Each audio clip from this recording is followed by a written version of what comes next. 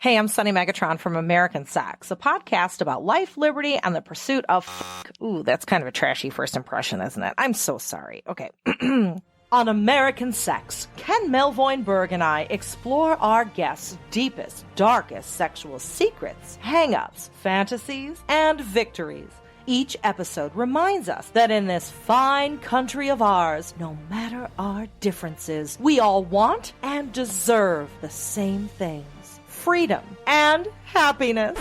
And find American Sex on iTunes, Stitcher, and most podcast services, or at americansexpodcast.com.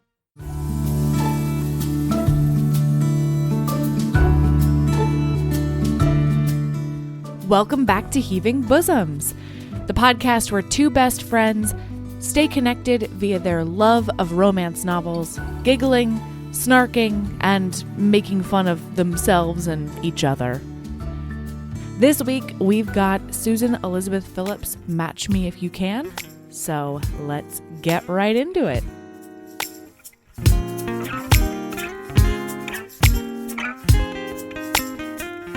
Hi! Hello! Do you have to have the hood up? It just looks so ridiculous. I honestly think I do. Do not wave at me with your moose antlers. Do not. Oh, guys. It's I the just day saw a after, real moose. Day after Sorry. Thanksgiving, which means that the Reindeer Onesie has made its debut. And I will have you know, I'm so excited because it still fits it's the traveling pants of I onesies. didn't even think about that. Yeah. I didn't even think about that. It fits my robust pregnant belly. So, I mean, Congratulations. You'll always be able to wear it no matter what. thank you. The any occasion reindeer onesie. This is really, really a feat of excellence. Mm-hmm. I'm excited. I'm cozy. I decided to treat myself this early morning because also, happy middle of the night to you, Erin. Sup, girl? It's 12:56 a.m. That's right. Which means it's 4:56 my time. And I decided that this morning, not only do I have 2 thermoses of mostly decaf coffee, but I also heated up my aromatherapy booties. And so I've got some herbses coming up, wafting up from underneath my basement desk. And the soles of my feet are all warm and snuggly. Wait, so like a half an hour ago when I texted you, I can go whatever. Was the 20 minutes that you said that you needed to get your shit together heating up your herb slippers? That was only 3 of those minutes. Oh, okay. I swear. Well, I will say, I was multitasking. I was making coffee as well as herb slippers. I don't care. We're early. Okay. But so yesterday we recorded early our Christmas episode just in case Melody's baby comes out. And I chastised Melody for not wearing her reindeer onesie because it was technically after Thanksgiving. Yeah. And she wasn't in the reindeer onesie. Mm-hmm. So just so you guys know, when you're listening to the Christmas episode, that conversation happened before this conversation. It did. In case you're worried and wondering, wait a minute, she was wearing the reindeer onesie a month ago. I heard it on the podcast. That's what's going on, guys. Yeah. Oh, man. Well, and really, I'm a person who delivers. You know what I mean? You are. That is something that can be said about Melody Carlisle. That's right. Delivers. Oh, man. I had a rough day. Did you? Tell me why. Tell me of everything. Rooster and I were in the dog ER all day together. The dog ER? Yeah. Oh my God. Melody. Did she try to chew something with her 3 teeth? No. Yesterday Did she get too excited about her Kanye deal? She got too excited about... Oh, God, I haven't even thought about how this might impact the Kanye contract that she has. Guys, she finally landed a contract with Kanye West. Well, they MAGA together. Yeah, if this falls through, I don't know how she's gonna deal with it. But Mel, she tried to go up the stairs. She couldn't go up the stairs this morning. And then she couldn't hop up on her hind legs, and she was in some kind of hind leg hip pain. And we thought it was like a back thing, and she couldn't wag her tail. And we went to the vet, and we waited for like 2-3 hours or whatever. And guess what? What? Guess what they said is wrong with her? Does she have hip dysplasia? Is she actually a German Shepherd? No. What? She's just getting old. Oh, no. Oh, no. I sobbed. I don't blame like, you. She's just an old dachshund and their backs go. And that's just how it is. That's like, okay. Oh, no. I'm going to fashion her a cart. That's what I said to David. I'm like, if she needs surgery, spare no expense. We will do the surgery. And he's like, that's not what's happening.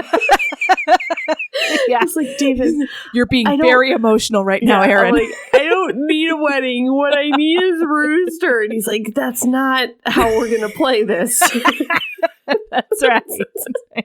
Oh, it upset me so much. But then they sent her home with some muscle relaxers and some steroids. And she was sleeping with me in the chair just now for the last 3 hours or so while I was reading this SEP epic. Mm-hmm. And then all of a sudden she jumped down off the chair and did a down dog.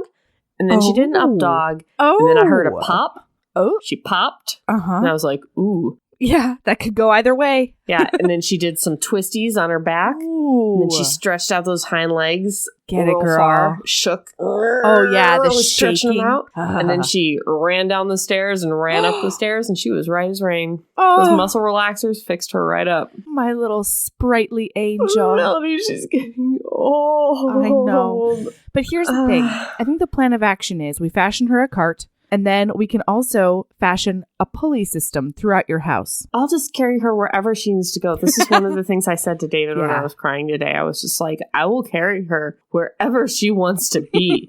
I will be her person. It's okay, Rooster. I will be her human chariot. Oh, man.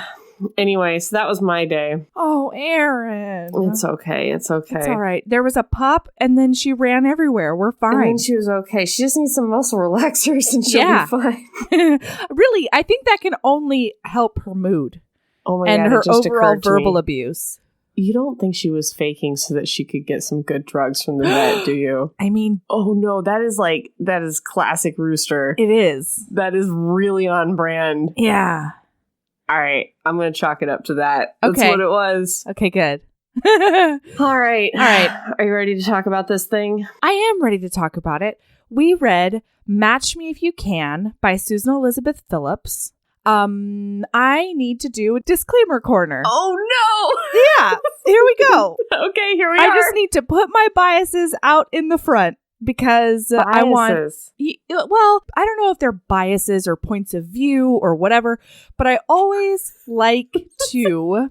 Do you think there's anyone listening right now who is unclear on your points of view? Erin, we get new listeners every day. That is true. All right. Okay. All right. Okay.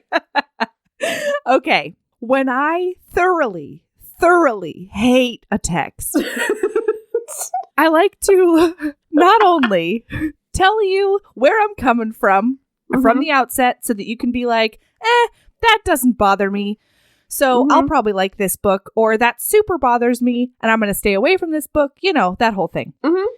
I also like to try and find any glimmer of a redeeming quality in a text I hate. There are those in this book, so I will just say that out loud. Okay. There are redeeming qualities, and we'll get to them, I'm sure, throughout the podcast. However, here's the thing. I'm a little sad because this is actually, I also have to out myself. This is my first Susan Elizabeth Phillips book, which seems... Mine too. And it seems like something that is almost unbelievable to a lot of people, which I understand because she's like an institution. She's, prolific. She's amazing. But like, how many romance authors can you say that about? It's like, gosh, there's so much ground to cover. Anyway, keep going. Okay, so this is my first Susan Elizabeth Phillips book. It has not turned me off to the author because the writing was very good. The writing was good. She turned me around on some I made a face, and that's why Melody is trying to backpedal now. But that's fine. That's fine. That's fine. Yeah. It was also published, according to my Kindle, in 2005. I don't know if that's like a republished date or something like that, because it reads even earlier than 2005. It reads earlier to me. It reads C. Jane Score time period to me. Yeah, like late 90s, like 2001-ish. That's how it reads to me. So it could have been written at that point and then finally published in 2005. Sure. Who knows? Yeah. But here are the things that you might. Are we not to the disclaimer yet? We're in the middle of the fucking disclaimer, I'm madam. sorry. Okay. You might want to skip this book if you think that trans people are people and not punchlines. If you have any kind of history with disordered eating. Yeah. If the phrase locker room talk or locker room comment after the past 2 years makes you twitch. Mm-hmm. And overall, if you kind of hate portrayals of terribly phallic-centric, stereotypically heterosexual sex, just skip it because there will be no redeeming qualities in this book for you romantically. Okay. And if you like heroes that overall think that women are also people and not accessories. Right. Those are the things that you might want to look out for, is all I'm saying. Okay. Yeah. See, I have a disclaimer as well. Ooh. No, because of Rooster's situation and some other situations this week, I've only read half this book. So we're doing part 1. I have not read part 2. So there's a part of me that is reserving for we have a terrible hero, but maybe he will change. And it's sounding to me like that is not a justified, you know what I mean? No. Well, and that's the other disclaimer. This was probably a bad book to start with for me because honestly, after chapter 2, when he's going through the contract and references the art of the deal, all I could picture was Donnie Jr.'s weak chin in a MAGA hat and a $6,000 yet still somehow ill-fitting suit. And that's I couldn't see past it. And so there is growth on the page. Right. Okay. I just can't believe it. I can't believe it. Okay. I can't do it. So there is growth in the arc of the writing that is told to me. I couldn't put it in my bones. Couldn't do it. I also think I may have been less offended than you by this book, but I don't know. I don't know. I think it's possible I was less offended ever. I was just fucking annoyed. That's all. Yeah. Okay. All right. Yeah. I think I'm just a little less angry than you. Maybe a little bit less. But we'll see. Yeah. We'll see. Yeah, I hate read this book. I did. I did too, but I think we might have different reasons because I don't know. We'll figure it out. We're doing I'm excited. It. All right, guys. Match Me If You Can. SEP. Chapter 1. All right. So we've got Annabelle Granger. She is a redhead with unruly curls that she just can't find a flaxseed gel. Yeah. Can't find a product that works for her. I'm sure she's still shampooing with the worst shampoo in the whole wide world. But we're not going to talk about her hair. We are going to talk about... The book talks about her hair a lot. Constantly. Yeah. She has taken over her grandmother's matchmaking business. It used to be Marriages by Myrna. Which is a much better name, I think. It's a good name. I like Marriages by Myrna as a name. Myrna is really savvy because her set was going after the geriatric population. And I think that's smart. So perfect. Don't go after the super rich multi-bazillionaires if you have do what you know. Yeah. Yeah. Whatever, but she's not. But anyway, what Annabelle's done is she's revamped Marriages by Myrna. She's renamed it Perfect for You, which is a stupid business name. And she's painted the walls, and now she's going after the high rollers. Yeah. She's meant to be a quirky mess. Yeah, but she is too much of a quirky mess for me, Erin. I cannot deal with her whole thing. Yeah, no, you know what? Here's the thing. Usually I see a manic pixie dream girl and I'm like, want to be her if only I could be quirky in that way. I see a manic pixie dream girl and my whole body, if there is anyone whose personality is described as quirky, it makes my whole body just want to go. Yeah, fair. I don't know. I think because when I was growing up, I conflated quirky with unique. And I really prized that. But the more I grow up, the more I'm like, just get your shit, just set an alarm. Just get your shit together. Just get your shit together. And it's not like cute anymore. You're an adult. Yeah. So she's like going to the most important. My issue is that she's not a quirky mess. She mostly just needs to set boundaries. But she's also a mess. Sure. Okay. She's both things. Yeah. This is the most important day of her career. Yeah. Okay. She finally has a meeting with the Heath Champion. Heath Champion, the Python. Oh, may I say that first line of this book is her talking about the name of her car, which never comes back. She's like, I'm trying to get Sherman going, which is the name of my car. And that, a lot of people talked about the sexism and the homophobia and the transphobia and whatever in this book, making them want to throw their Kindle across the room. Yeah. Line 1. No, she names her car. I was like, God, we've got another one. God, I hate it. Okay. That is sort of like a characteristic of quote unquote quirky heroines in romance novels, is that often they name their cars. Yeah. Which is also something I have done, but I know. Here's the thing. Melody Carlisle on paper, I find to be unbelievable and very frustrating. I love you in real life. But if you were written down as a romance heroine, I'd be like, oh, God, this chick.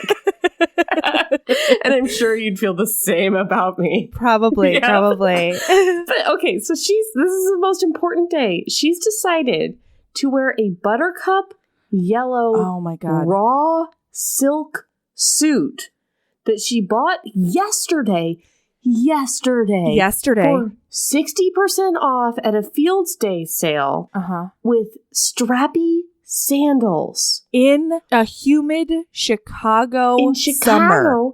In summer, a raw silk suit what that the is fuck are you doing? Buttercup with a red-haired, very pale complexion. Girl, and get yourself into a royal blue. Get yourself into a green. Yeah, this isn't about the cheapness of the suit. This isn't about bought it on sale, but this is about bought it on sale yesterday. Right. Go shopping before. Have some professional clothing in your closet for you starting your business in case a client comes along. Jesus Christ. And then you go shopping and you pick yellow raw silk suit. And then what does she pair it with handbag wise? I don't know. Tropical tote from Target. Oh my God. She's got all of these like sequin palm tree flamingo totes. Yeah. No, and she doesn't live, like, her parents live in Naples, Florida, not her. Yeah. Not her. Like, get yourself a structured leather bag. Like one that can go with anything. Never fabric, and certainly not linen, madam. Oh, God. What are you doing? Anyway, so she goes out to Sherman her car, and there's a hilarious homeless man passed out underneath who's drunk. Those homeless. Hilarity of the homeless. Pesky homeless man. Oh, God. And so she tries to lure him out. Well, and meanwhile, she's already late. Like, it's not actually the homeless man's fault. It isn't. She's already late. You asshole. Yeah. Mm-hmm. You should have left 45 minutes early so that you could get a cup of coffee and center yourself and do all the things that people do before the most important business meeting of your life. Mm-hmm. Yeah. What are you doing? Mm-hmm. Also, just a little product and a headband, maybe. Just a headband. Yeah, she just does not have it together. Anyway, so she finally lures this homeless man out with an open can of beer. The way this is the apparently author the only way. She kind of wakes this guy up. She tries to drag him out by his ankles from under her car. First of all, well, whatever. But anyway, she tries to get him out by being like, hey, I'll give you $10, or like, hey, she even is like, I'll let you have sex with me or whatever. The way this author is like, ha ha ha, the homeless, am I right? Is that this character goes and gets an open bottle of beer and is like, here, smell this. And he's like, here, boy, beer? Oh, gosh, I'm a homeless drunk man. I'll crawl out from under the car for that. God, Jesus. Anyway. And also, he never makes an appearance again. This isn't like a neighborhood guy that she ends up giving a sandwich to later. Like, nothing. No. He just never appears again. But and yet she knows him by name. I don't know. He gets a funny little nickname. Oh, of course he does. So then the next thing we find out about Annabelle is this, ahem. Oh, tell me everything. Let's see. She maneuvered Sherman from the alley to the street. She only had 21 minutes left to navigate the traffic onto the loop and find a place to park. That line, she only had 20, and she lives in Wicker Park? Yeah. My whole... Full body shudder. Yeah, my whole chest clenched up. I was like, why did you do this to yourself, Annabelle? But anyway, dirt streaked her legs, her shirt was crumpled, and she'd broken a fingernail when she'd opened the beer can. Ahem.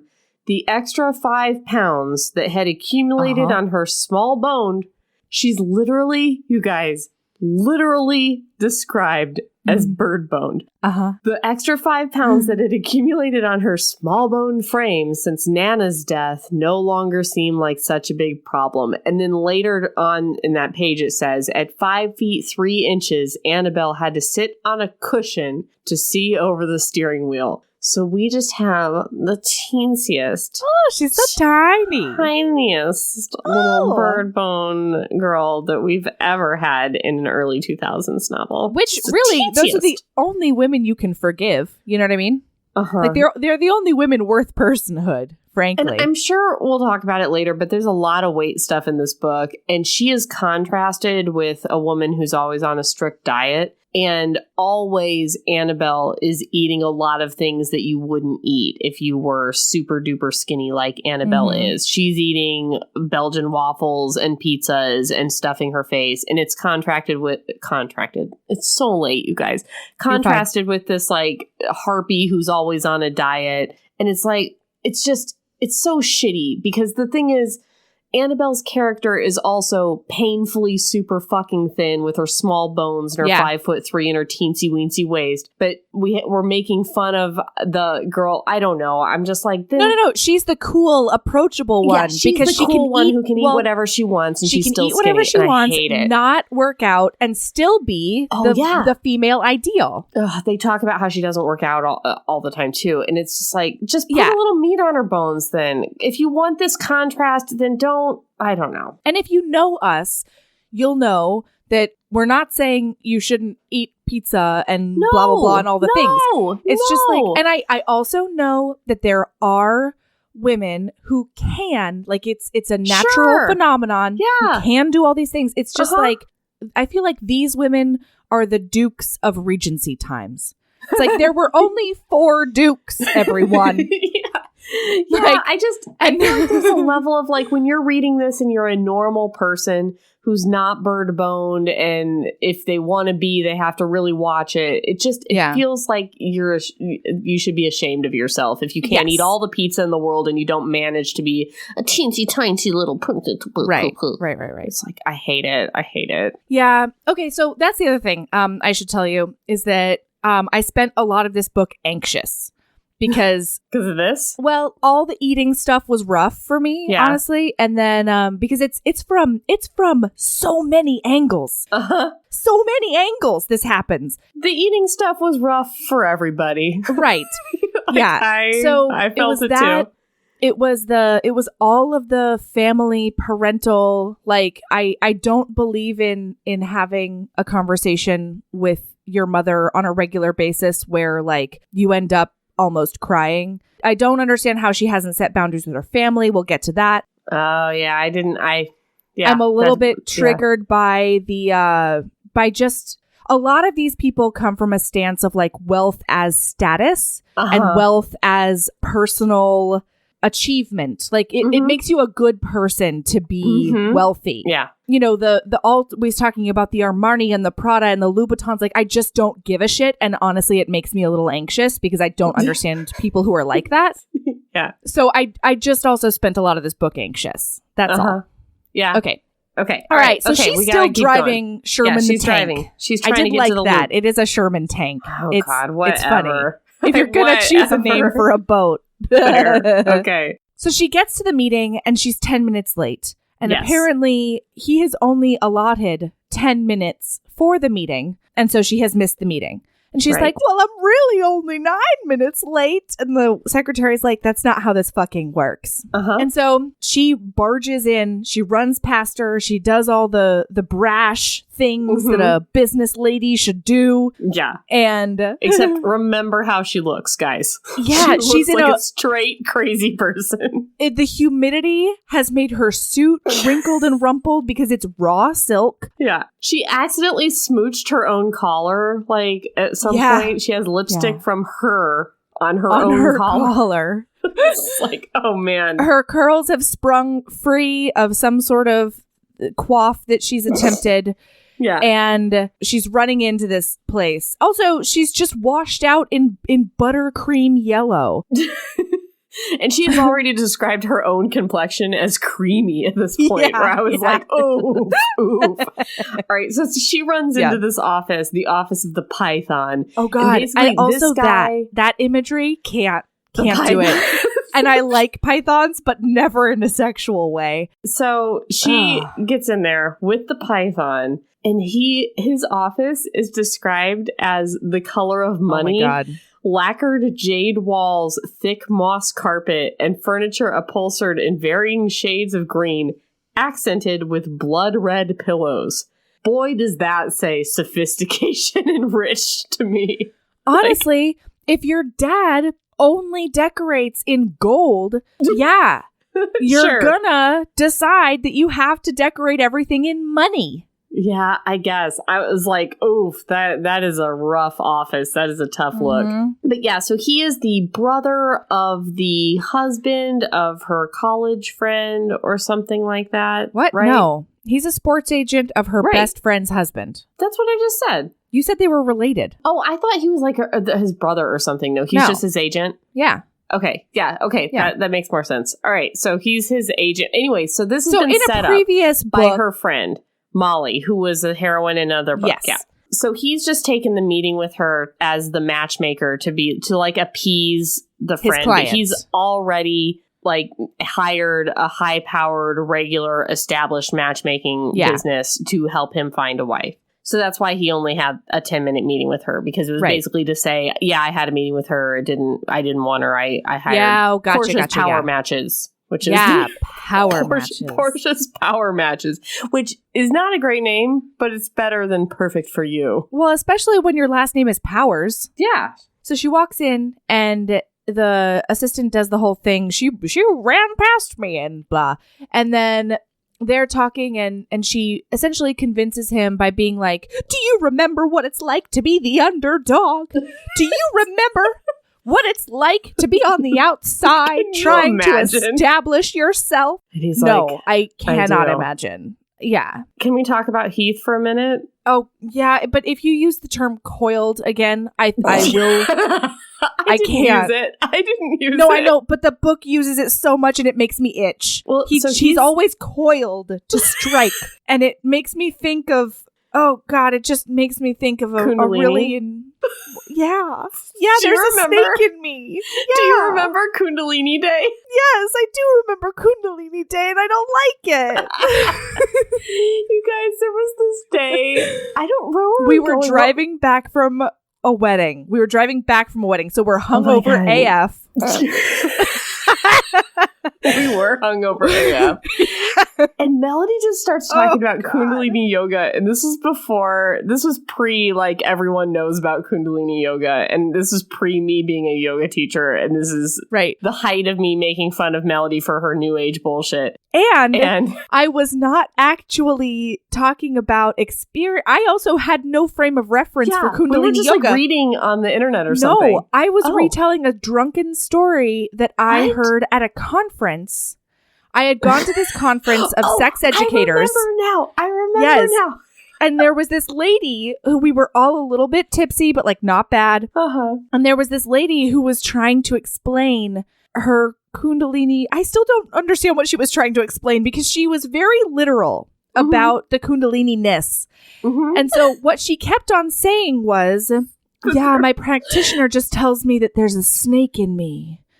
And down and the Kundalini chakra is like at the pelvis. Well, kind of, but yeah, there's specifically a snake coiled up in your pelvis, and that you have to like awaken it. And man, and just she got was the giggles the about movements this that she was doing while trying to tell us about the literal snake in her torso. Was a lot. And so I'm trying to relay all of this to them. They're thinking that I am just trying to explain Kundalini yoga, and we're all so hungover. Melody, stop talking about your Kundalini. Like, we don't want to hear about it anymore. Like, stop talking about that snake. And it's I all just coiled up in your vagina and that you're trying to awaken. I just kept on saying, no. Like, she would say, there's a snake in me.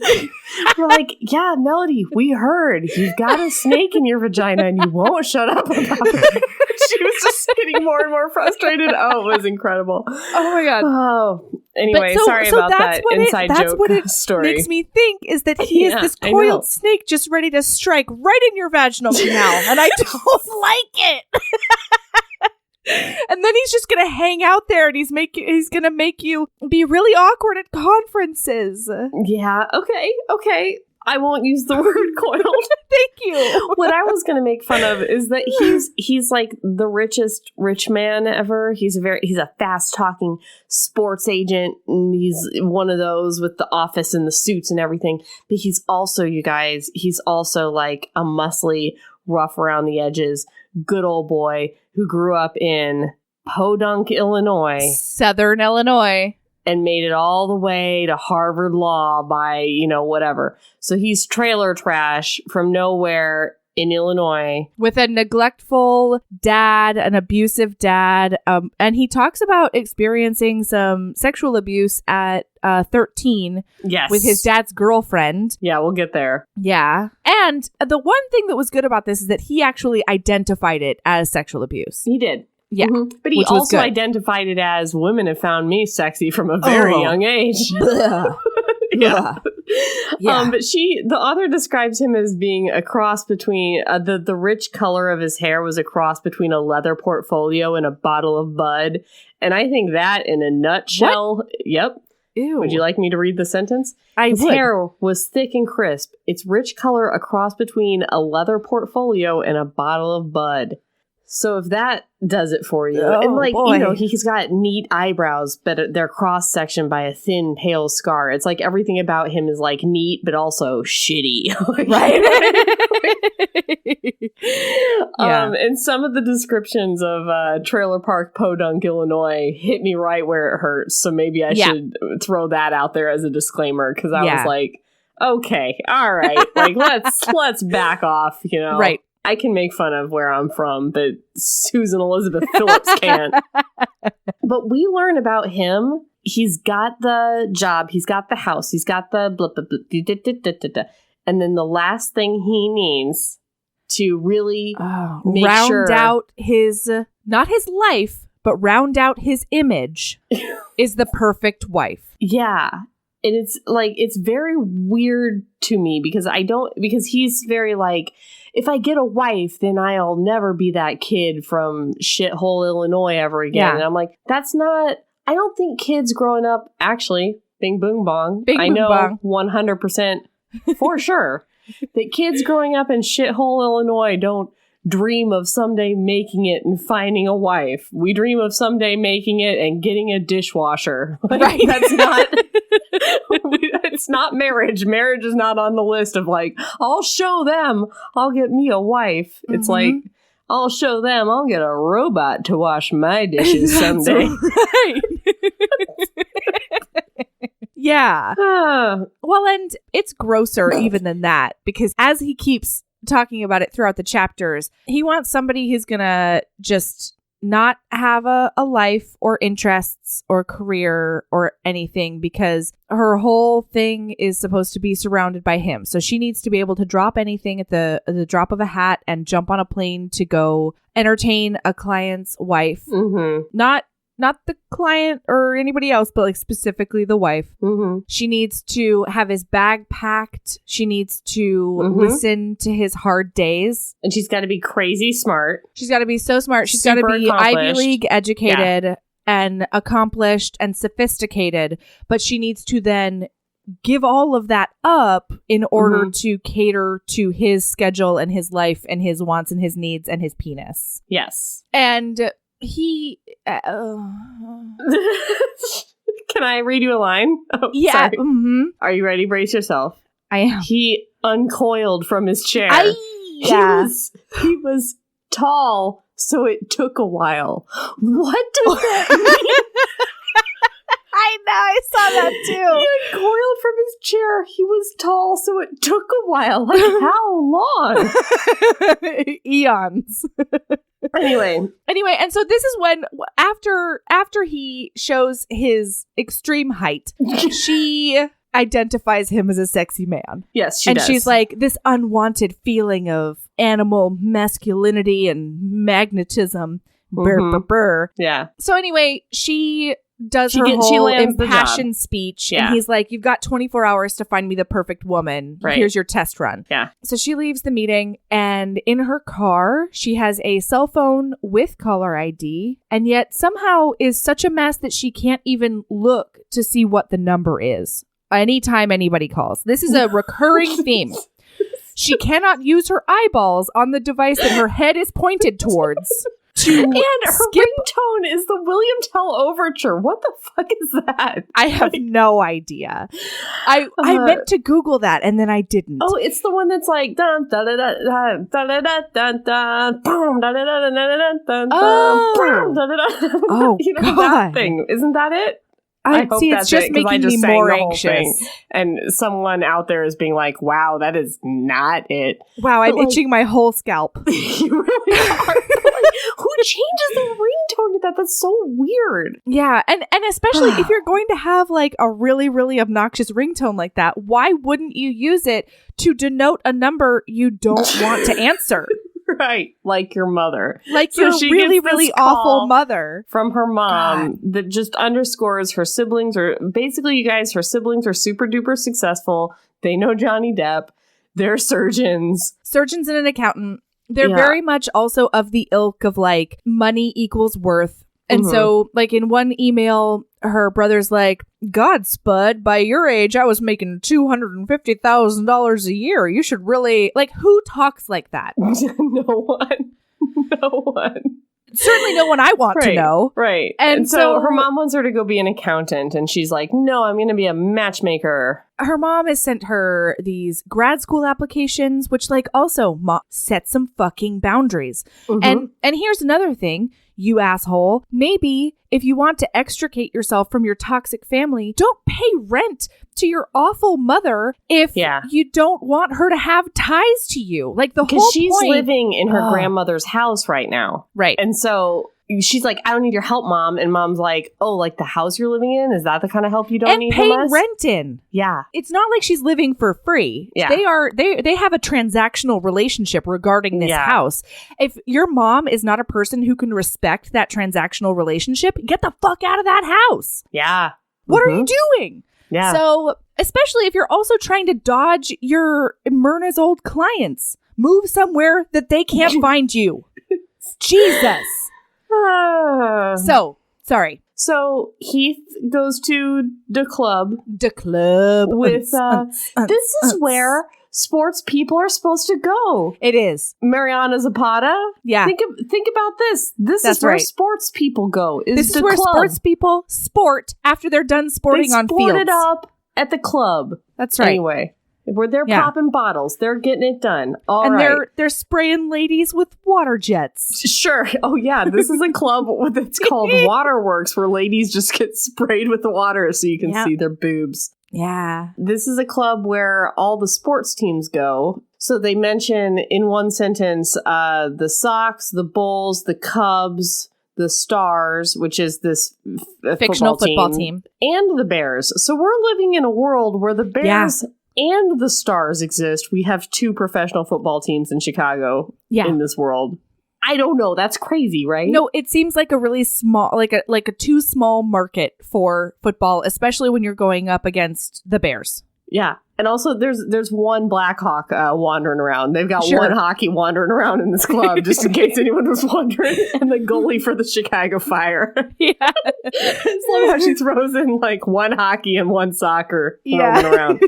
Okay. So we meet Dean Robillard, who is an hotshot quarterback who's playing for the Stars, and his agent just died. So all of the agents in there are going after him. Heath is playing it cool because he can't be bothered to look like he needs anything ever. Mm-hmm. And we learn that he's in marriage training.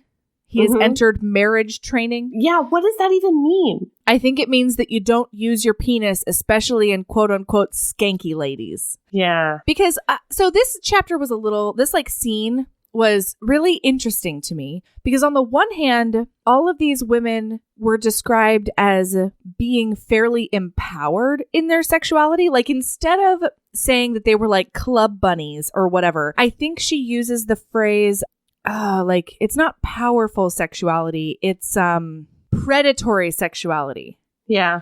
A few years ago, Heath would have enjoyed their predatory sexuality. And this is also when he goes into how sexy ladies have found him since he was almost prepubescent. That's the thing. He describes it as being a sexual assault. He's like, I was molested basically, but because I was such a sexy 13-year-old, I was like, whoa. I don't like it. Yeah. So it's really interesting because it is fairly nuanced in my opinion. Mm-hmm. He's not overtly downing these women, but he's also like, they're definitely not marriage material. Right. Which I think in and of itself is a fine criteria because, there are people who wouldn't work with you for the long haul, right? Like for one reason or another, whether it's they slurp their soup or you met them at a club, I guess. Right. But when contrasted with all of the ideas about women in every other sense of the book, it still makes me shudder. So I don't know. It's interesting. I have 3 things to say about this chapter. Oh, yeah. Tell me everything. I was kind of fine with the club girls, whatever. I felt like it wasn't described that demeaning. So my first thing is this that I mentioned already, this sentence. He just said he's in marriage training now. He reminded himself that he'd gotten where he was by sticking to a plan, and being married before he hit 35 was the next step. His wife would be the ultimate symbol of his accomplishments, the final proof that he'd left the Bow Vista trailer park behind him forever. And so the whole reason he's with this matchmaker thing is that he has this plan that he has to get married by 35 to prove that he no longer belongs in the trailer park. And I'm here to tell you guys, everybody in the trailer park was married before they were 20. That's a sign of had done being in the trailer park is getting married ASAP. So just put it out there. All right. So that's thing number 1. Thing number 2 is that one of these girls comes up to him with her quote, I read this wrong, swaying nipples, but it's that her hair is swaying and her nipples are puckered like ripe cherries beneath her slinky top. And she says, I'm taking a poll. If you could only have one kind of sex for the rest of your life, what would it be? So far, the vote's running 3-1 in favor of oral.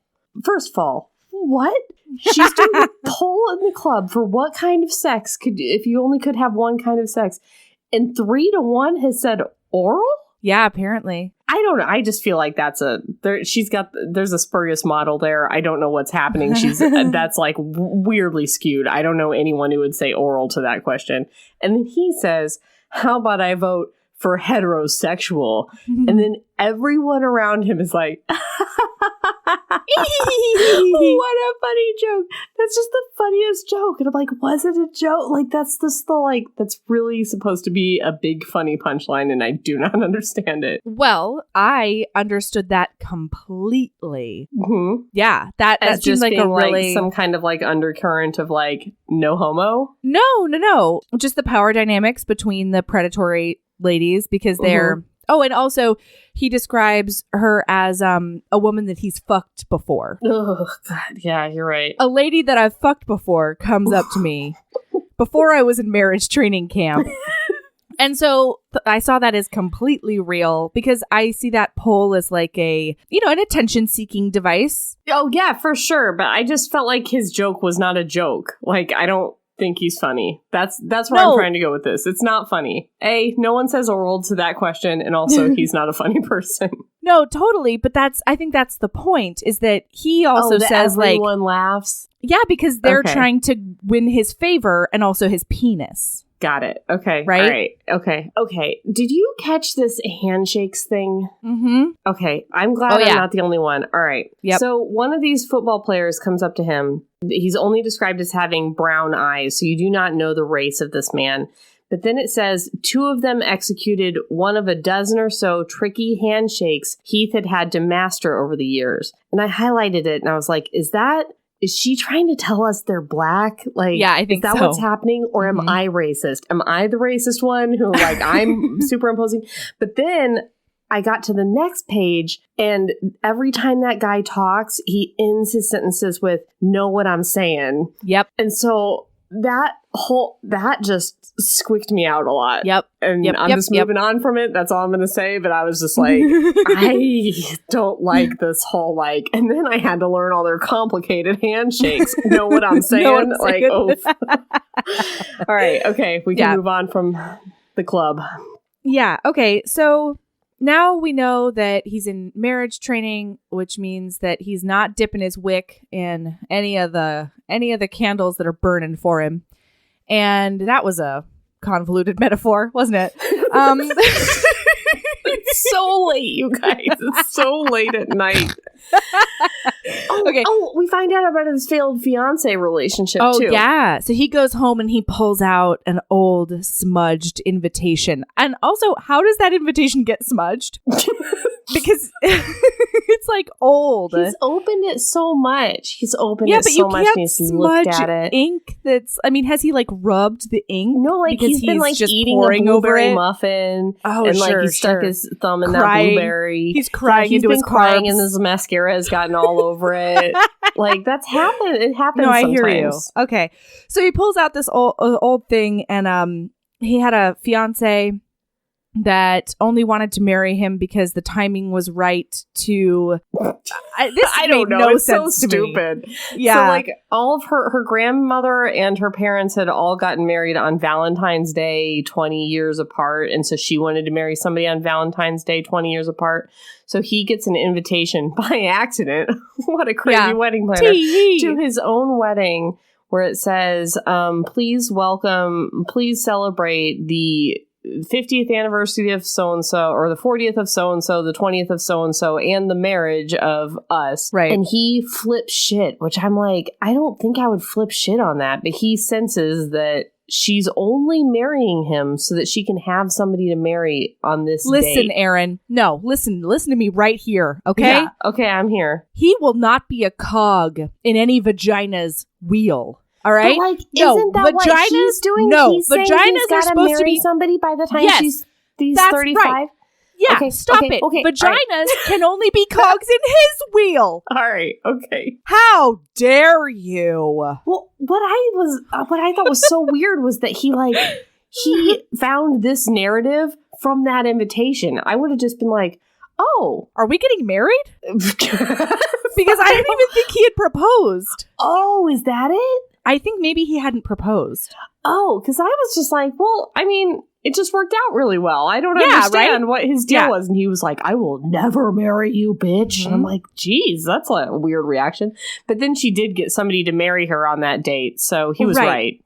He was. And it sounds like you shouldn't be as heartbroken as you supposedly are. Yeah. If your reaction to getting a wedding invitation to your own wedding is, I don't want to marry you. Like, you don't love her. Yeah. And still 10 years later, he's still hung up on this. Well, and meanwhile, she apparently is exactly what he's looking for. She was a high class. She was sophisticated. She was Ivy League. Boarding school. That's right. And maybe, but it sounds like she wouldn't have centered her life around him. She would have expected him to center his life around her. And like, you know, in my humble opinion, doing that in either direction completely is unhealthy. However, if that's your standard, then like, don't fault, hate the player. Don't hate the game. No, wait. Yeah, that's the one. It's not don't hate the player. The player and the game, HBs. Just Also hate that. all of it. Player, hate game, it all. whole thing. Stuff it in a box and hate it. Hate it. Okay. Stuff it in a box, not your box, and hate it. Can I just whatever? I'm proud of say that we're still in chapter 2? Whoopsies. Whatever. No, we're going. We're chugging along. We're going. Okay, so then chapter 3 is just... Oh, no. So then they meet for drinks with Gwen. Yeah. He has said, I'll meet your first match and you have to stay there and you have to get rid of her after 20 minutes. And Annabelle sees how he thinks about women. Mm-hmm. And she's always challenges him directly, which I really, really like. And so she's like, hey, just FYI, she might find that incredibly demeaning, especially if she's this smart, sophisticated woman that you're supposedly looking for. And he's like, not if she's the right woman. She won't find it demeaning. She'll know that I am just so busy. God. Ugh. So she shows up with this lady called Gwen. They hit it off. After she gets rid of Gwen at 20 minutes, he's like, all right, so not only does Annabelle know how to take direction, I think, but also... I want you to give me her number. Yeah. And Annabelle's like, I'll try to get it for you. I'll see how Gwen liked the date. And she says, ooh, Gwen, she likes you, but as a friend. Yeah. And he is dumbfounded. Yeah. He cannot understand how any woman would see his coiled pythonness and not want him to strike her directly in the canal. It takes him so long to stand up. You wouldn't believe how long it takes him to unwrap himself from around the chair. Okay. All right. So she uses this as a mechanism to be like, this is your standards are ridiculous. And they sign the contract where he once again references the business tome, The Art of the Deal. Mm-hmm. Oh, and then he thinks to himself, I want her there for all of my meetings with my matches, not just the ones that she sets up. But he doesn't tell her this. He's going to just spring it on her. Mm-hmm. Okay. So then the entirety of chapter 3 is super triggering. We meet Portia Powers. Portia Powers, rival, matchmaker, lady. Yes. Is the worst. Let's just go through it. Let's just out with it. I'm just going to bullet point by bullet point. All right. First of all, she's 42, but she still claims 37. Cool. They describe her as what Snow White would look like if she was always on the South Beach diet. Okay. Mm-hmm. She talks about how controlled she is, how businesswoman she is, how she has a quote unquote failed marriage to a gay man, ? Or did I make that up? I think I might have made that up. I think you made it up. Cool. Yeah. Failed marriage to the perfect guy. Literally all it says about how that marriage ended was that it looked great on paper. And then it says, Portia would never forget what he'd said when he left. I'm exhausted, Portia. I'm too worried about having my dick cut off to get a good night's sleep. Mm-hmm. Yep. Okay. All right. Because Portia is a ball buster. Yeah, she's a ball buster. She's a career woman. She's out there. Boy. So our first scene is her weighing her assistants. Yeah, she goes back to her office and she literally has everybody come into her private bathroom, drop trow, and literally strip down to their underwear, guys. Well, no, listen, Erin. If they were smart and if they had eaten only celery that week, they could wear their clothes. Okay. But if you were worried about the weigh-in, you should get down to your undies because that's not totally... Oh, God. It doesn't make me clench everything. Here's the thing. I am talking from somebody who does have to get weighed in at work. And this is super duper illegal, you guys. This is super duper duper illegal unless you are an actress or you're in the military. So, the end. Right. So, one of her assistants quits. Also, there's some mild anti-Semitism in here, too. Oh, yeah. Because she's got 3 assistants. One of them is Asian. She gets on the scale and she's doing great, the Asian girl. And then the next girl is about to get on the scale and she's not doing great. And she says, oh, it's easy to be skinny if you're Asian, which already that's also a problem. We'll just shove that one aside. Yep. She's like, it's easy to be skinny if you're Asian. I'm Jewish. And then it was like, oh, she says this every time how she's Jewish. And then Portia in her internal monologue is like, what's the girl's name? Susu? Is that right? Mm-hmm. Is that the girl that's heavier? I think so. She said she wants to bring up how she's Jewish every week when she steps on the scale, but she had some of the best connections in town with some of the richest people. And I'm like, God damn it, Susan, Elizabeth Phillips, that's just on you. That's not even a character. Knows all those lawyers and doctors and Oops. Anyway, all right. So she quits. She fucks off and never comes back? Or does she come back? Which she never comes back, and I was all about it. Well, I was hoping there would at least be, like, maybe she'd go over to Annabelle's matchmaking. Oh, agency. yeah. Like, I thought that maybe there was a future for Susu, Wouldn't that be nice? The character. No, Yeah, she's done. No, All she's right, too fat to have a future, Erin. Fair. Okay. All right. So she's like, I think that this perfect for you place is not a threat. So I'm just going to keep trucking the way I'm trucking. Right. All right. So then Annabelle gets into his car? ? Yes. So what happens is Annabelle calls him and says, I need to set up a situation where I can interview you about the type of ladies that you like. Mm-hmm. And he's like, I don't have time for that. And she's like, well, you need to have time for that if you actually want to do this. And he's like, okay, well, I'm driving to a client's house. You can ride in the car with me. So he's like, be there at noon. And if you're not there at noon, I'm leaving you. So he just goes out of his office and gets in the car as if he's leaving at noon. And she has to run across many lanes of traffic and nearly die to chase his car down to get in the car. Because once again, she doesn't leave 45 minutes early. Well, no, she was there. She was there. He just didn't look for her. He just got in the car and left. She was across the street at a coffee shop. Fuck you. Yeah, that's true. But he said noon. This is very speech of me. The van is leaving.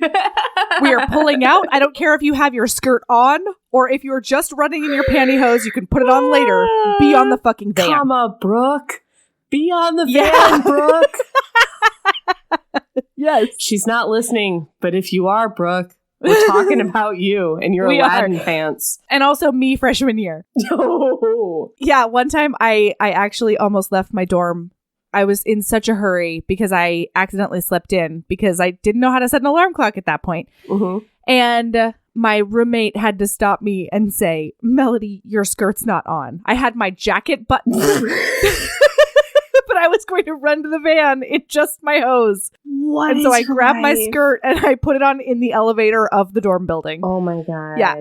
Did your team have the thing where you get on the bus and they'd all clap for you if you were late? No. Oh God, that happened to me the very first time. It was just quiet shaming. No, they'd all clap and they'd be like, thank you for being here. You know, like it's a sarcasm that Bradley sarcasm. Yeah. And like the first time I was late freshman year, I was like, joke's on you, motherfuckers. I love applause. That's why I'm here. So I'm going to be late every time. And then I was. Well, that's the thing. My teams handled it perfectly because there is nothing worse than quiet shame. Oh, yeah. I don't know if I would have been able to handle that. Like, but applause, I can handle every day, even if it's right. sarcastic. Right. Exactly. Okay. So she's not on the fucking van. And I'm fine with that because she's across the street. Get your coffee early. Make your coffee at fucking home. The van's leaving at noon. I'm with you. I just think he was such a jerk for not even like looking around to see if she was there. Yeah. He's also a huge super dick. Mm-hmm. So she interviews him. He's very like, I want a lady. Things happen. I know you want to speed up, but she's got this frappuccino. He straight takes it from her hand and just starts drinking it. Yeah. Also, we meet, which is a dick move, you guys. Also, we meet Bodhi, the driver, in this scene, who used to be a good footballer, and then he got crashed injured. A motorcycle, and now he's not anymore. So Heath hired him to drive him around and be his bodyguard. Yeah. And hey, sports ball people, maybe motorcycles after you retire, huh? Yeah. Maybe. So he's got a bunch of like Hawaiian tattoos. So ding, ding, ding. We have Dwayne The Rock Johnson here again in a romance novel. Oh, no, we don't. We have culturally appropriating white kid. Oh, what? Yeah. No, he's not Samoan or something? No. He's not a Pacific He just Islander? is a white guy with tribal tattoos. How do you know he's white? Well, I think he's described that way. Oh no, I missed it. I saw the tattoos and I just assumed, oh no, I hate him. I hate him. I liked him and now I hate him. Yeah. Okay. No, Bodhi, there's a lot to love when it comes to Bodhi, really. Yeah, he really does see through a lot of the bullshit. Great. Yeah, and he talks people out of a lot of bullshit. Yeah. Bodhi is awesome. He just got some really, really ill-advised tattoos, which are, let's review, fucking permanent. Okay. Oh, I really thought. Oh, that really upsets me. Okay. Okay, if I'm wrong, feel free to shout it from the rooftops, HBs. Yeah. But I am 98% sure this guy is super white. He also comes from a really affluent background. Uh-huh. Yeah. Okay. Okay. They talk about what he wants. Bodhi chimes in a few times and says that he doesn't date redheads. If you guys haven't noticed, Annabelle is a redhead. He also doesn't date Cubs fans, of which she is also a Cubs fan. Here's where he clarifies that a career woman wouldn't work because she needs to be at his beck and call at any moment. Yeah, but she needs to have trained to be a career woman. Yes. Right. She needs to have had that aspiration all her life. And then drop it for him. For Yes. Yeah, he sends her back home in a cab. At some point in this area, we meet one of Myrna's old clients. Doesn't super matter, except that he's an old man who's trying to say that he's not satisfied from a contract in 1986 or something, and he wants a new wife. She keeps on being like, you were married to the... Yeah, my grandmother set you up, and you married her for 15 years. And he's like, yeah, she went crazy on me, and like, I need a new one. Yeah. I never liked her. So anyway, does he show up at her house at some point? Or there's just there's a round of... Oh, no, this is when... Okay. This is when the next round of matches is when she finds out that he has unilaterally decided that part of her service is screening and getting rid of power matches as well as hers. Which, again, set some fucking boundaries. Yeah, be like, no. Yeah. Also, I don't know if we've mentioned it, but Gwen, the girl she set him up with, was just a friend of hers who's married. Yep. She just needed like a decoy. So now She was she's just actually the lure. got to go like find an actual person to set him up with. But she's finding trouble because, you guys, she's not qualified to be a matchmaker. She's done none of the legwork. She's just inherited this business. So she goes and sits in with him on his second date that she set him up with a girl named Barry. Doesn't matter. Or something like that. She had a weird name. I don't remember. But anyway, she sits down. She's super pretty. She's super pretty, but vapid. She's not vapid. See, I don't even understand where this came from because No, I'm sorry. I don't mean she is vapid. I mean that everyone describes her as vapid. Right. But that is her one characteristic. I didn't see where they got this because she was like, hey, here's my situation. What's your situation? They're going back and forth. And he's like, oh, I went to Harvard Law. And she's like, oh my gosh, you went to Harvard Law? I wish I could go to one of those fancy East Coast schools, but we just couldn't afford it. And he gives Annabelle a look, as in, she didn't grow up rich. I don't want this. Yep. Ugh. And it's like, oh, he's a peach. Yeah. And meanwhile, Annabelle's inner monologue is just like, I hope her tits are distracting enough. That's all she's got going for her. And her tits and her silky brown hair. Yeah. All she said was, I wish I could have gone to one of those schools, but my parents couldn't afford it. And then his next thing is, your friend sure won't be bringing the cheese dip to the next Mensa potluck. And it's like, she didn't say she wasn't smart enough to go to one of those schools. She said she couldn't afford it, which is a different thing. Yeah. Yeah. Yep. Well, then he makes her stay, and he goes to the restroom or goes to take a call or something like that. Oh, goes to take a call for sure. Yes. And is like, my next match is coming. Portia Powers set me up with her. You need to wait and entertain her while I'm taking this call, and then I want you to stay. And she just stays. She's just like, okay, I'll stay. Which is ridiculous. Yeah, it absolutely is. Oh, yeah. Because when she sits down, Annabelle tries to get up. And then he puts his hand on her thigh and sits her back down. Yeah. Humph. But also sexy. But also, a little bit sexy. She doesn't know whether to be offended or sexified, but she's mostly sexified. Much of this book. She's just like, I don't know whether he's demeaning me or... But he is demeaning. He's always demeaning you. And sexy. He's always using you. Yes. And you find that sexy. All of that is okay as long as you own it. Yeah. Okay. This is the night where Bodhi sees Portia outside the restaurant as well. So Portia continues her stalking because the last time we actually met Portia when she was outside of Annabelle's house/offices. Yeah. And we forgot to mention that. So she's still stalking the competition. She's standing outside pretending to read a restaurant menu repeatedly. She supposedly keeps on walking around the block in her Louboutins and pencil skirt in order to pretend to read the menu over and over again and watch what's happening. Because she's like, I offered to be in on all of these meetings. I don't understand why this bitch is in there on my match, which, yes. And the answer is she sets boundaries. Portia does. And she does things like, I don't know, lead a conversation if no one else is helping. And all of that is really offensive to Heath. That is like, you can be a smart lady, but like not too overpowering. Okay. Right. Yeah. Like you need to really toe the line. Yeah. Keep it inside. Yeah. Yeah. Put it on your resume so that he can say it to people. Yeah. But keep it inside. That's right. So Bodhi is like, I'm Mr. Heath's bodyguard. And should I tell him that you're doing this? And she's like, no, not at all. And he blackmails her into a date. Good. Period. The end. Yep. So then after this date, then Heath says to Annabelle he wants to take her to dinner. So he takes her to some Italian place. Same restaurant. And tells her the whole thing about how he wants her to sit in on all of the dates, even Portia's dates. And like he loves watching her eat that bird bone frame. That was rough. He loves watching her eat pasta and like lick the sauce off her lips and stuff. That was a tough look. But also like she's like, you don't want a matchmaker, you just want a lackey. And he's like, yep. Are you in? And she's like, I don't know how to say no to anything. Right. So also he orders for her, and he orders for her wine, and he orders for himself a Sam Adams. I'm like, yeah, Jesus. Yeah. And he orders for her in Italian. Don't worry. Yeah. Which actually, I didn't mind the ordering for her in this case. That was one thing that did not worry me at all. I did. Here's the thing is, I feel like it's just desperate throughout this whole book to show that he is both a sophisticated rich man and also a good old boy. Yes. Shithole Illinois man. Yes. And that, it's like, I don't know. So the contrast of like, I'll order for you in Italian, but then simultaneously you drink a brewski. Like that is what got me about it, not the ordering. Yeah.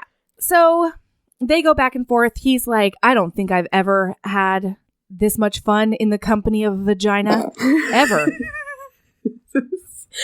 Usually ladies are such a fucking downer. Yeah. But I don't hate this one. Yeah, either they're having sex with me or they're a downer. Yeah. And this is where she says, hey, the person you're looking for is like a very extraordinary woman. And extraordinary women do not they only want men who put them first. Yeah. And you can't even get through dinner without taking a phone call. They want a partnership. And this is where he makes up a whole story about, like, do you want to know what that phone call was? That was a former client of mine who wrapped his car around the telephone pole and he's not going to make it through the night. And I was comforting his mother. What do you feel about that? And she was like, you just made that up. And he's like, yeah, I just made that up. I'm like, you're a dick, man. Yeah. Like, what an asshole. Anyway.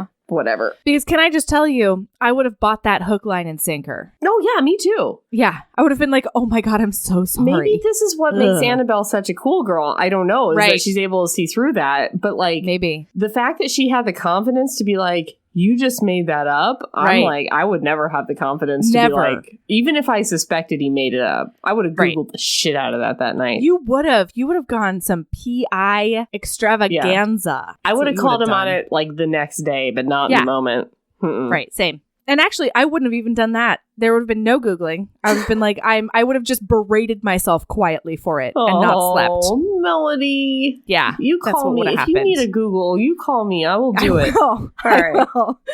Okay, so then he goes to the Stars headquarters and we meet Phoebe, the owner of the Stars. I'm sure she has been a heroine in a previous book. I think she was one of the first ones, actually. Yeah, I think so too. She might have been the inaugural Stars line character. But they have a really bad relationship because he humiliated her a couple of times as he was trying to prove his grit as an agent. I never would forgive him. Business deals with her.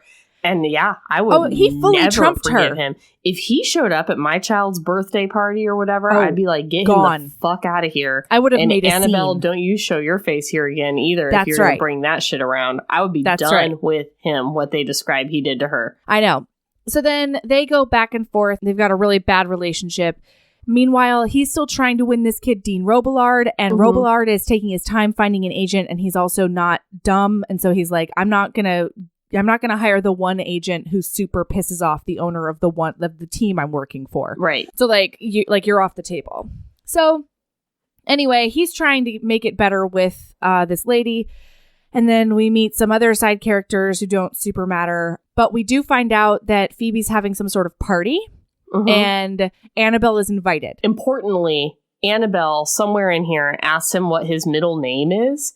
and he loses his fucking mind. Oh, yeah. Do you remember this? Uh-huh. She's just like, what's your middle name? And he's like, I'm not going to tell you that. And she's like, well, I did some research and I know it begins with a D. Ha ha ha. Like, she's just joking around. And he's like, well, the D stands for none of your damn business. And she's like, ooh, it must be really embarrassing. And then he says, look, Annabelle.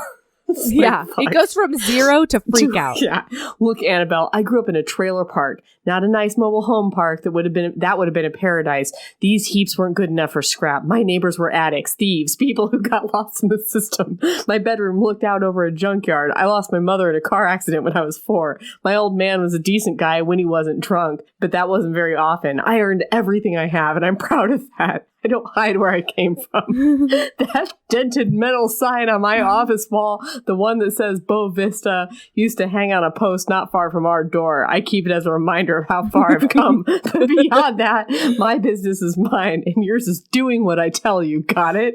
And meanwhile, she's like, I just asked you boxers or briefs. Like, that's not his middle name. I know. Like, Jesus, I realized that whole thing was tedious, but me reading that whole thing was tedious when I was reading it in my brain. I was just like, what the fuck are you doing, man? Like, you're a crazy person. You're a little unhinged. Yeah, and then I gotta give it to Annabelle. He's like, don't ask me again. And she's like, is it Desbenona? And then he walks away. So he goes immediately over to her house. And he's like, I need an invitation to this party. And she's like, ugh, that's not really a thing. And he's like, well, you hang out with Phoebe? Like, you know her? And she's like, yeah, like we hang out. Not a big deal. Like, whatever. Mm-hmm. And then this is also where he meets the old guy because he's simultaneously berating her. Doesn't matter. Yeah, but he's mean to that old guy. He scares the shit out of that old guy. Yeah, and she's like, listen, he comes over and berates me. It's the only thing he looks forward to all day. It's fine. Yeah. Anyway. I mean, that was after she asked him for his aid. Kind of. She's like, this is my lawyer. Yeah. Please step in, Heath. And then he just steps in an aggressive, like, agent way when she just wanted him to be like, actually, I don't see any blah, blah, blah there. Right. So I didn't fault him for the way he reacted to that old guy. And I also... I don't know. Doesn't matter. Fair. Okay. Really doesn't matter. So tries to bully you're going to take me to this party. He asks her to, so after she agrees, he's like, okay, and also I want you to lie to Phoebe and say that don't tell her that I asked you to bring me. Tell her that you wanted to bring me because I needed to relax or whatever. And she's like, Phoebe's not stupid. She's not going to believe that. And he's like, if you're convincing she will, successful people create their own reality, Annabelle. Grab the ball and get in the game. And it's like, oh my God. Like, that's some gross stuff there, Heath. Yeah, it's a Trumpism. Yeah, it is. We also get some descriptions of her house that are just like real rough. It's old lady chic. Is it old lady chic? Like, because she's got like Hello Kitty it's supposed stuff. To be. And like, I guess that's right. She's I got forgot a about the Little Hello Kitty. Mermaid clock on her wall. I'm like, oh no, what? Yeah, it says the Little Mermaid clock on her desk ticked away. I'm like, what are you doing? So it's old lady chic, and then every quote unquote improvement and modernization is little manic pixie dream girl. Yeah, I think her modernization was like little girl stuff. Yeah, gross, yeah, sure. Gross, Annabelle. Right. Okay. So he goes to this party. He finds out. Meanwhile, he doesn't ask what the party's for. He doesn't do anything like that. He's just like, you, lady who does what I say. Yeah. You take me to party. Right. And she's like, okay. And then he gets mad at her when it's a little girl princess party. Yeah. And he fires her. He's like, how dare you humiliate me like this? And meanwhile, I didn't understand why she was so... acquiescent, I guess, because she was just like, I guess I did want to humiliate you. And I'm like, no, he has set up your relationship. He has, all of these boundaries are his.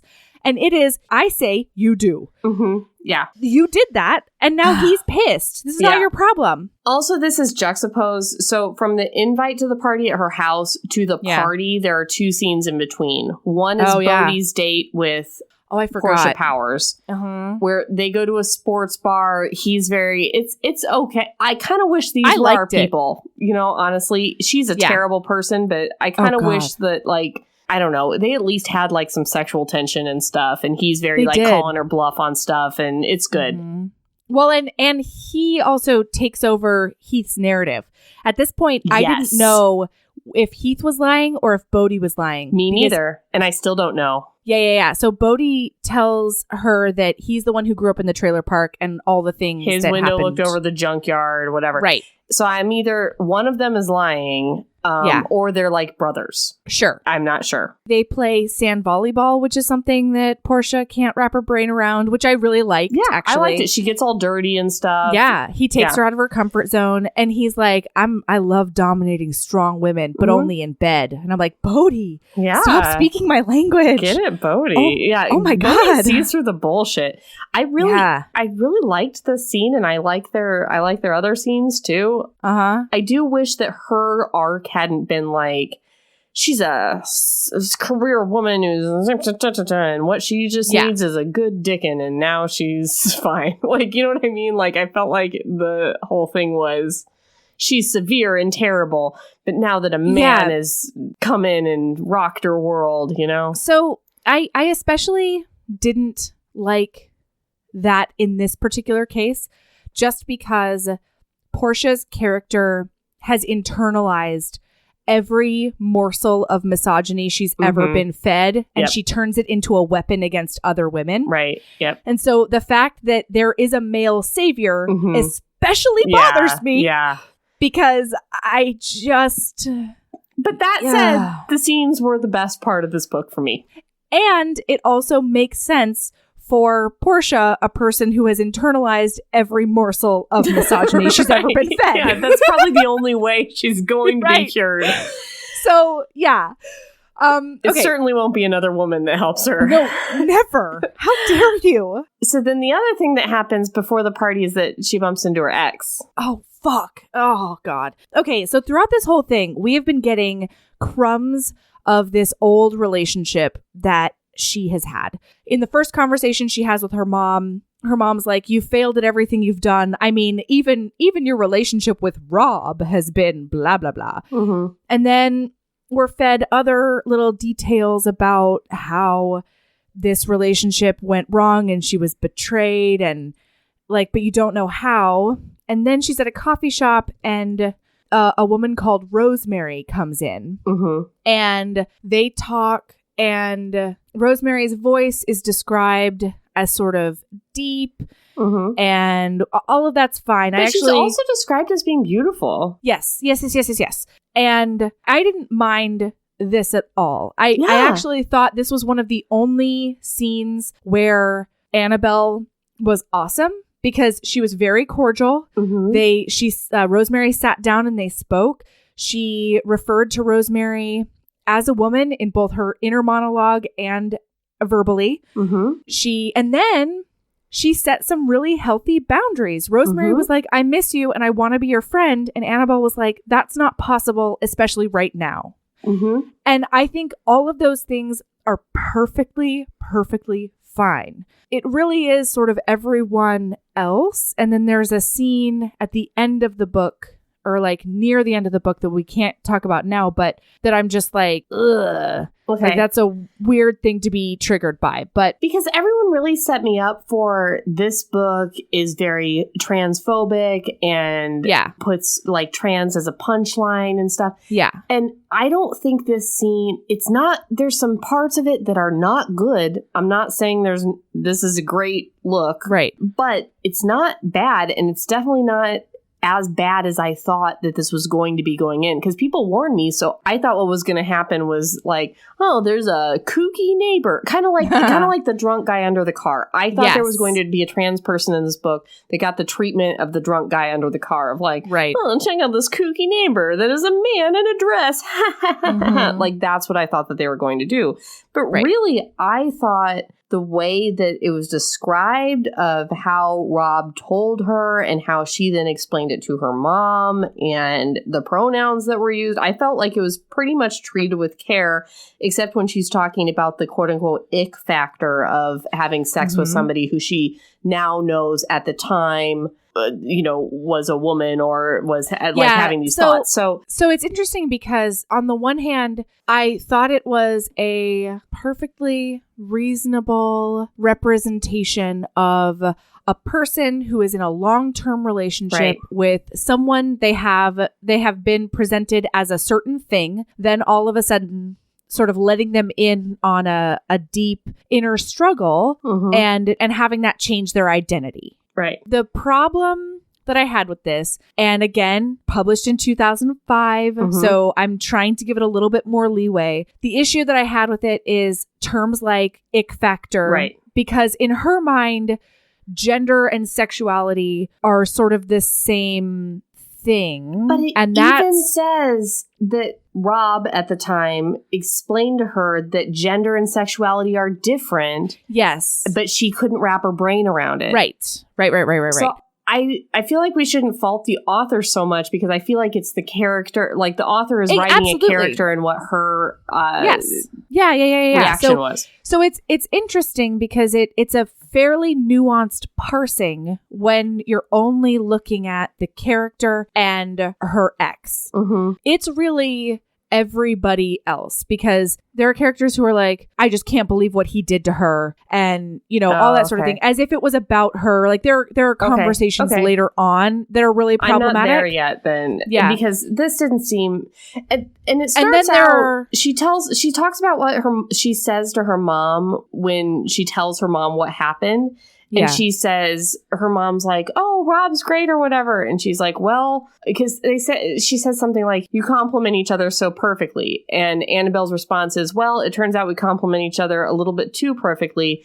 Get ready to laugh. It turns out Rob is a man, or is a woman trapped in a man's body. Right. And I think a lot of people, I don't know, I'm assuming that a lot of people were offended by that get ready to laugh. Sure. Line. Sure. Like that was the punchline that everybody was talking about, but I don't No, think... it's not. Oh, okay. Because I don't think she meant it in that way. I think she meant, get ready to laugh. I have 4 failed businesses and blah, blah. Yes. This is my life. Of course, this is what happens to me with my long-term relationship. I think that's what she meant. Later on, there's a lot of foiling between Rob and Heath. Because he'll be like, well, you don't have to worry about ladies' panties with me, basically. Okay. And that is what fucking makes me livid. Okay. Because that was the next thing I was going to say is, this scene doesn't upset me, but it upsets me that this scene happens, her in the coffee shop with Rosemary, happens right before Heath goes to the party and freaks the fuck out that he's at a little girl's princess party and fires her and loses his shit. Because his masculinity is so fragile. Yep. And that is the guy we're supposed to root for. Yep. Not her ex, who I think handled this in the most appropriate way she could. Right. You know what I'm saying? Like, yeah. I feel like there's a lot to be admired about Rosemary, and there's a lot to hate about Heath in this little 20 pages or so. And that I didn't like. And yet the wrong one, in my opinion, is you're the one we're supposed to be rooting Heath, for. And you're supposed to be like, what a man. It's like, oof. And you're supposed to be like, what a terrible person for doing that to Annabelle when it had nothing to do with Annabelle. Okay, so he freaks out at this party. He tries to make the most of it. By the end of the party, he's like, wow, this didn't go as badly for me as I thought it would. So I guess I'm going to forgive Annabelle, rehire her, and use her some more. Well, because at the end of the princess party, they find out that there's also like this lake retreat that everybody's going to over a 3-day period. He finds out that she's also part of a book club that involves a retreat. Yes. And so he's like, oh no, I've already fired her. I want to go on this retreat to get even closer to Phoebe. So then he rehires her. Granted, that's what Annabelle thinks. What really happens is that he does want to rehire her and continue her services. And then he finds out about the retreat. She comes out in a fairy princess dress and she looks very pretty. And he's very enamored with her in that moment. She's so good with the kids, too. Like, he gives a shit. He's terrible with kids. He accidentally gives 3 phones to a little girl who likes phones. Who likes to steal phones and destroy them. I love it. I loved it. And he keeps on being like, she's a phone bandit. And I'm like, no, you're an idiot. No, you're a big old dummy. Yeah. Don't give your phone to a 3-year-old. Yeah. Or keep your eyeballs on her. So many characters in this book just don't have the power of sight when they supposedly do. Chapters ago that he shamed her because she went to the beach with that football player or whatever and lost her phones. And he like totally shamed her for like losing and not having her phones on. No, he's always shaming her about turning off her phone because how can clients contact you? Listen, and buddy, I'm like, you just she knows handed where all they your are. phones to a 3-year-old who then dropped them in a bird bath, probably. Yeah. Dummy. Oh, yeah. So another side plot is that Dean Robillard has met Annabelle. He has identified her as a cool chick, and he's using her as a public beard. Yep. So that he can go places without women approaching him, which is actually kind of nice. They have a cute little friendship. They do. Okay. So then they go on this retreat, and he picks her up. They go on a private jet. He makes phone calls the whole time. Like there are no moments where either of these characters seem to capitalize on proximity. Or like each other. I just don't think they like each other. Yeah. They think the other is sexy. At least Annabelle thinks he's sexy, and he finds her to be sort of a breath of fresh air sometimes. He sometimes but thinks about not having in a sex sexy there, way. like when she's licking pasta sauce, or like when she's in her fairy costume. Mm-hmm. So I think... But we didn't get to talk about any sex. Should we say that Portia and Bodhi had very good sex? Did that already happen? Yeah, that already happened. Oh, okay, yeah. So Bodhi just shows up. Yeah. The one thing that we haven't talked about is that Portia and Bodhi are like hitting it off again. Mm-hmm. After their date, they don't talk to each other for a while. Bodhi doesn't call or anything. And Portia's a little worried about it. She told him not to, and yet she's pretty worried about it. She's like, I'm never going to see you again. You're the most horrible man I've ever met. And then she's like, why isn't he calling? I know. So she's at her house on the 4th of July. And all of a sudden, the doorman calls up and he's like, there's a man with inappropriate tribal tattoos here to see you. He's really giant. And so she opens the door silently. He walks in silently. I loved this. Mm-hmm. They don't say a fucking word to each other. No. He goes out on her balcony. She grabs champagne and 2 flutes because really she does it because she wants to like kind of humiliate him. Yeah. She's like, this is going to look ridiculous in his big man paws. Yeah. She's like, I know he'd prefer a beer, but he's going to have to drink this because he ordered for me at the sports bar and made me eat a French fries. Fuck him. How dare he? Yeah. And then he handles both the bottle and the glass with such delicacy and care. Yeah. Silently. Mm-hmm. And she's like, oh. And then she's standing against the railing of the balcony and they look at each other and she thinks he's going to kiss her. They haven't kissed. She thinks he's going to kiss her and he doesn't. He takes his thumb. Oh, sorry. Yeah. Takes a thumb and he smears it across her lips and he makes her lipstick smear onto her cheeks. Yeah. Okay. And then he grabs her glass and he puts both of their drinks down. Comes up behind her. Oh, he turns off the light inside. And then he comes up behind her and skims his hands up her thighs so that he raises her skirt. Mm-hmm. She's standing against the balcony. May I read a line that confused me? Yeah, please do, please. She didn't try to get away, didn't move. He kneaded her bottom through her tap pants. He ran his thumbs down the crack, then up, then down, then up again, taking his time. Is he just taking his 2 thumbs and running them up and down her ass crack over and over again? No, I say nay. I imagine that he's got both of his bare paws, like one palm on a butt cheek, one palm on the other butt cheek. They're facing each other. No, she's facing away. She is? Okay. Yeah. Okay, all right. She's facing away. He's up behind her. And then he's doing one of these jobbers. I just object to the word crack being used. I hear you. I just feel like up and down the crack is a little rough. All right. I hear you. Continue on. Everything else was great. Was it though? I think it was fine. It was fine. The orgasm was weird. She soared with the comets, bloomed with the willows, exploded with the rockets. In the end, she tumbled to the earth in a shower of sparks. That was a little weird for an orgasm. Well, they're watching a fireworks display. Yeah, but she's doing the but like that's her orgasm description. Right. So all of those are types of fireworks. Yes, you know that, I understand. Right? A willow and a I comet. Got it, Okay. That's still a weird. No, I was fine with that. Here's the thing. Overall, with this book, here's another bias. Okay. Here's another bias.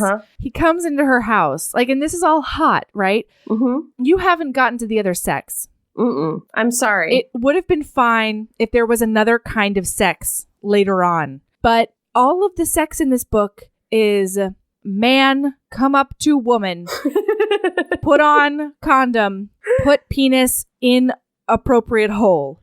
That's it.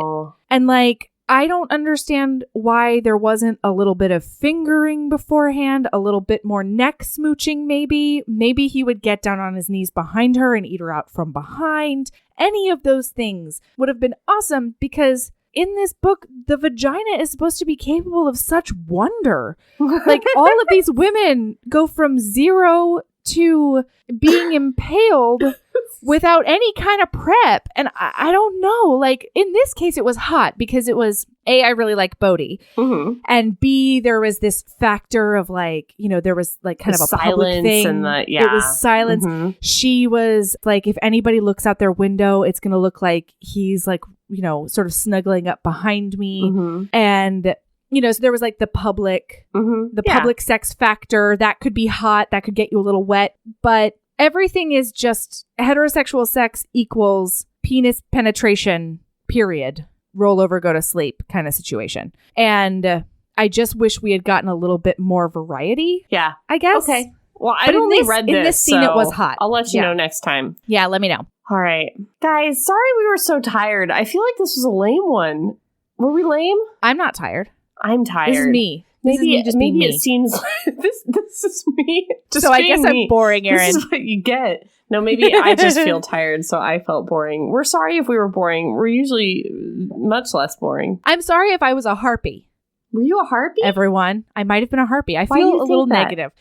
I don't like, I mean, a lot of times I think that the listener, we get feedback that our hate episodes are the funniest. But a lot of times when we record the hate episodes, I just feel like a terrible person. Yeah. Because I'm just so negative. angry the whole time. Yeah. But I don't know if we were funny, negative, or just negative. Yeah. Later on when I edit, I laugh a lot. Just edit in some laughs. Are you ready? I'm going to do some laughs for you to edit in. Okay. Wow, good, funny. good. I can work with that. Okay, good. Yeah. Good. All right. Erin, do you have a lady love? I do. I forgot to say this last time. I found, you know when you're Googling around on the podcast for a podcast that you're looking for and you're trying to find the podcast that you want to listen to and you can't find it. That was part of the reason why we started this podcast, was that I was Googling around trying to find like two friends talking about romance books and I couldn't find it. All I could find was author interviews. I looked far and wide, up and down across these podcast waves for a good like Wiccan or like pagan, some kind of witchy podcast that's just a couple of ladies sitting around talking about being witches. That's what I wanted. Don't have any witch friends. Just wanted like somebody to be like, hey guys, what'd you do for Yule? That's all I want. I just want a couple of friends so that I can feel like I'm their friends, being like, what'd you guys do for the, pagan holidays? That's all I want. Yeah. And I found it. And it's an HB, and it's the Holistic Tarot Agency. And did I say it right? Is that what it is? It's so late, you guys. Okay. But they just sit around, they talk about tarot, but they also sit around and they talk about like, hey, what'd you do for solstice? How's your witchy stuff? And man, it just makes my pagan heart soar, and it makes me so happy. Yeah. So if you're at all in tarot, get on that podcast, Holistic Tarot Agencies, because it's just friends talking about witch stuff. Well, and if you're having any kind of thing, send in a question. Yeah, you can also submit a question to them. Yeah. And they'll do part of the episode around it, and they'll like read your tarot cards. So yeah, send in, be a participant. They're serious about tarot like we're serious about romance novels. That's right. They love tarot, but like it's mostly giggles. Yes. I love it. Yep. Excellent. I have two lady loves this time. One is set some boundaries and be firm. That's all. Is that what this book brought you to? Yeah. That and like conversations I've been having with several people in my life is pregnancy, holidays. Yeah, like all. Well, no. not even for me. I've mostly been reflecting on the boundaries I have set in the past and like you guys, Melody's great at boundaries, like really good. Like a little too good, a little bit like, whoa, that was a hard line. I am because for so long I was not that way and my life was horrendous. Yeah, so I did some counseling of some friends who approached me, and I also was feeling a little bit insecure about some boundaries that I set before, wondering, like, I was feeling a little bad about them. And so I revisited some old emails that like were part of the conversation where I realized I had to set those boundaries. And I was perfectly legitimate in my decisions at that point, and I now firmly stand by them again. You're all like riled up again. No, I'm just like, no, I have a problem with second guessing myself, especially when it involves not pleasing another person, because I am a natural people pleaser. So being a boundary setter has been incredibly hard for me to master. And I have to bolster myself up again every once in a while. Which is one of the reasons I a lot of times I require people to have discussions in writing, because I don't have a great memory. And so I'll say, one of my biggest kicks lately is, or for the past several years, has been productive communication. I've talked about it on the podcast already a little bit, but I'm just like, if I feel like a conversation is becoming too heated on either end, I will stop it immediately and I'll say, why don't you get your thoughts together and email me? And then we can continue this conversation later. Partially because I think that cooler heads should prevail in any conflict, but also because I need to be able to have a reference point 3 years down the line when a person might be using the same bad communication patterns, and I need to remember why I set certain boundaries. So Gmail is the best because I can search that shit. And so, set some boundaries and don't feel bad about it. It might not please somebody in the short term, but it's much, much better than getting to the point where you have to cut someone out of your life entirely. If you nip that nonsense in the bud and you stand firm in your needs, your personal relationships will have a lot more longevity and they'll be a lot more fulfilling. And then my other one is these aromatherapy fucking booties. They are hot or they are cold, whatever you want them to be. Oh, God damn it. I think they're like Nature's Healing or something like that. But Nature's Healing herbal, I don't remember what the brand is. Aromatherapy booties. That's the most Melody thing I've ever heard in my life. You can put them in the freezer if you want to, or you can put them in the microwave. Here's what I want to know. They smell amazing. Yeah. Are the reindeer... Is the reindeer onesie already footy pajamas? No. Okay. No, they're not. All right. Good to know. I needed to know if it was over the footies to know whether I could get behind it. I have a really long torso, so I can't wear anything footed because even if the legs fit, the torso will not. Or I'll just get like, crazy crotch wedgies, and it's never a good thing. Nope. No. But that could really spice up this episode if we want to go deep into the crotch wedgies. Do you have to run your thumbs leggings up and down, up and down, up and down? Oh, God.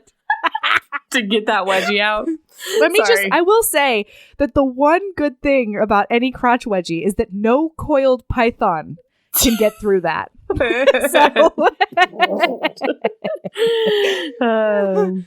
So yeah, those are my two lady loves. Okay, well, you can find us at Heaving Bosoms Podcast on Facebook and the Heaving Bosoms Podcast Geriatric Friendship Cult on Facebook and Heaving_Bosoms on Twitter and at Heaving Bosoms on Instagram and heavingbosomspodcast@gmail.com. Yes. Those are the places. Wow. That's where you can do it. Erin. Yep. Also, please go find us there because we really like interacting with you. Yeah. And you can also, we have a Patreon with bonus content. If you want to hear more tinglers, if you want to hear how our Thanksgivings were, if you want to hear additional Christmas stories from How the Duke Stole Christmas. Or if you want to hear our thoughts on other romantic comedies. Yeah. Sometimes we do movies. Yeah. We're going to do more of that. We're going to do a couple movies. We're going to do the Netflix ones. We're going to do the new Netflix holiday movies. Yeah, we are. Yep. Holiday calendar, bitches. That's going to be up on Patreon. Yeah. And yeah, that's patreon.com/heavingbosoms. Or you can get there on our website, which is heavingbosomespodcast.com. Yes. Erin, Yeah. I adore you, and I think that you should keep being a badass. And love yourself as much as you love a snake in your vagina.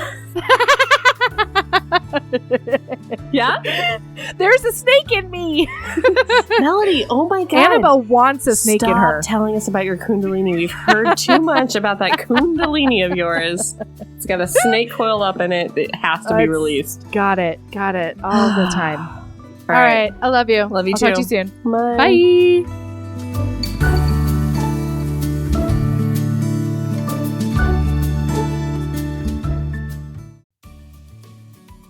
Hey, you.